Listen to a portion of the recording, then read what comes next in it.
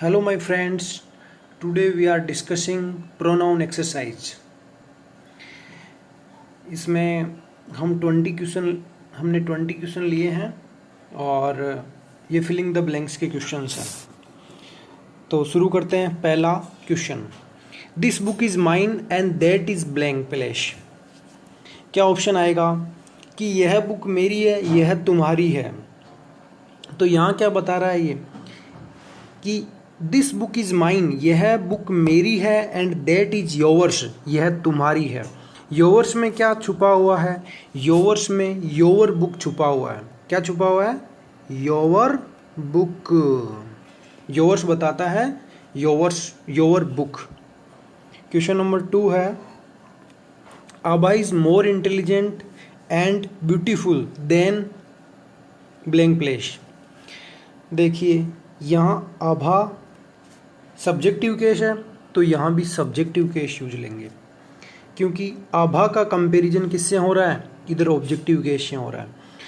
तो आई, मी, my self, mine में से कौन सा ऑब्जेक्टिव केस है? तो आई यहाँ ऑब्जेक्टिव केस है। तो क्या आंसर आएगा इसमें? इसमें आ जाएगा आई। थर्ड नंबर देखिए, it is blank place who was severely punished. ये मैं हूँ जिसे बहुत ही ज़्यादा बुरी तरीके से पीटा गया। तो इट इज़ ही, यह वह है, सॉरी मैं नहीं, इट इज़ ही। तो यहाँ भी क्या आएगा? इसका सब्जेक्टिव केस आएगा। जैसे it is I, it is he, okay, it is they, it is we. तो हमेशा इट इज़ के बाद में सब्जेक्टिव केस आता है।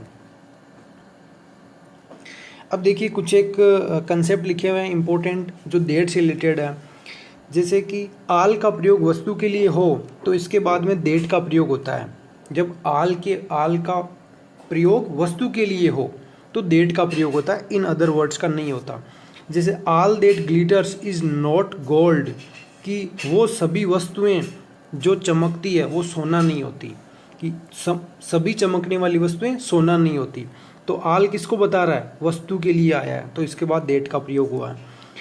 इसमें देखो नोट लगा के एक और पॉइंट लिखा हुआ है, आल प्लस जब भी अनकाउंटेबल नाउन हो, आल लिखा हुआ हो और उसके बाद अनकाउंटेबल नाउन हो, आल है एंड अनकाउंटेबल नाउन है, तो इसके बाद डेट का प्रयोग होता है।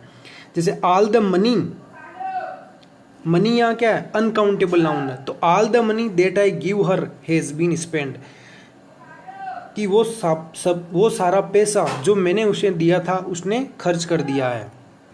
दूसरा कंसेप्ट ये है कि जब भी सुपरलेटिव डिग्री आ जाए तो सुपरलेटिव डिग्री के बाद डेट का प्रयोग होता है। Mister Mishra is the most laborious man that I have ever seen. तो मिस्टर मिश्रा इतना ज़्यादा मेहनती इंसान है जिससे कि आज तक मैं नहीं मिला हूँ। तो यहाँ क्या है? मोस्ट लेबोरियस किसको बता रहा है? सुपरलेटिव डिग्री को बता रहा। तो इसके बाद किसका प्रयोग होता है? Superlative degree plus that. अगला कंसेप्ट है, जब भी everything, nothing, the only, any, all, everyone, none, no, nobody, much, little, the same, the few, the little के बाद में दैट का प्रयोग होता है। जैसे एग्जाम्पल है, my father has given me everything that I needed, कि मेरे पिता ने मुझे वो सब कुछ दिया जिसकी मुझे ज़रूरत थी। तो everything plus that. This is the only pen that I bought yesterday, ये केवल मात्र वही पेन है जो मैंने कल खरीदा था। तो the only plus that. My wife has spend the little money that I gave her, तो लिटिल के बाद में क्या आ जाएगा? डेट का प्रयोग आ जाएगा, लिटिल प्लस डेट। ये कंसेप्ट याद रखिए। अब देखो फोर्थ नंबर क्वेश्चन क्या है, have you any objection to blank place going to our house. तो क्या आएगा ब्लैंक में? जैसे इसमें ये कंसेप्ट होता है कि इसमें माई का प्रयोग, जैसे माई going, his coming,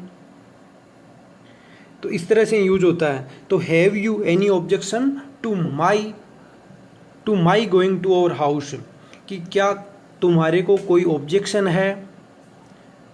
have you any objection, क्या तुम्हें कोई ऑब्जेक्शन है to my going to our house, कि मेरे घर जाने से तुम्हारे को कोई ऑब्जेक्शन है क्या? तो माई गोइंग, हिज कमिंग, इस तरह वर्ड यूज होता है।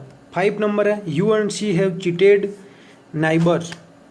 तो क्या आएगा इसमें, यू एंड सी किसको बता रहा है कि तुमने और उसने किसको चीट किया है, तुम्हारे पड़ोसी को चीट किया है, तो तुम्हारा वर्ड क्या देगा, योर। 6 नंबर है this is the only thing, अभी हमने पढ़ा था द ओनली आ जाए तो इसके बाद डेट का प्रयोग होता है। I don't like blank place of these 2 magazines, यहाँ 2 आया है तो 2 के लिए क्या वर्ड होता है, आइदर। एनी आता जब मोर देन 2 हो, आइदर और नाइदर आता है 2 के लिए।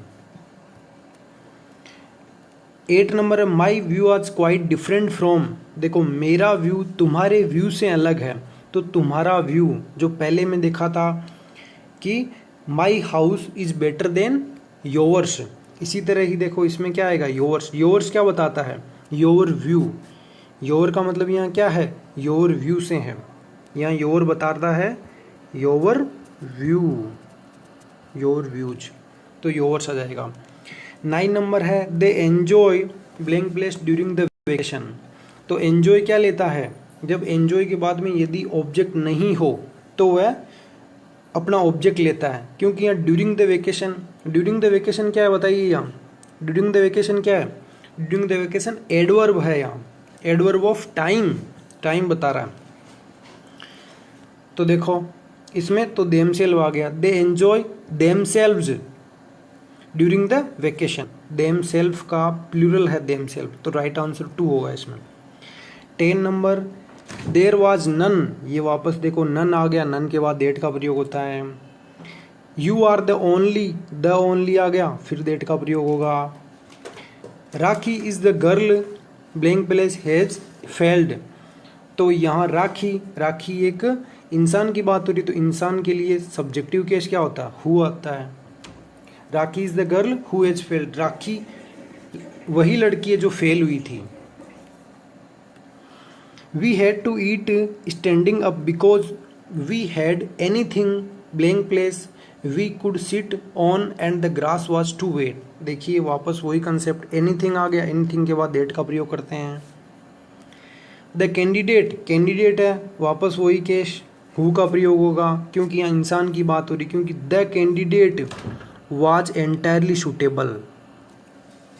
हु वाज इंटरव्यूड, जिसका इंटरव्यू लिया गया था वह कैंडिडेट बिल्कुल सूटेबल है, तो हु का अपना वर्ब है वाज, और द कैंडिडेट की हेल्पिंग वर्ब पहले से है ही, वर्ब वाज है। नेक्स्ट 15 नंबर देखिए, come and have supper with us if you are not doing blank place thing tonight, तो नोट के बाद में यहाँ नोट है, नोट के बाद में सम का प्रयोग नहीं होता है, नोट के बाद एनी का प्रयोग होता है।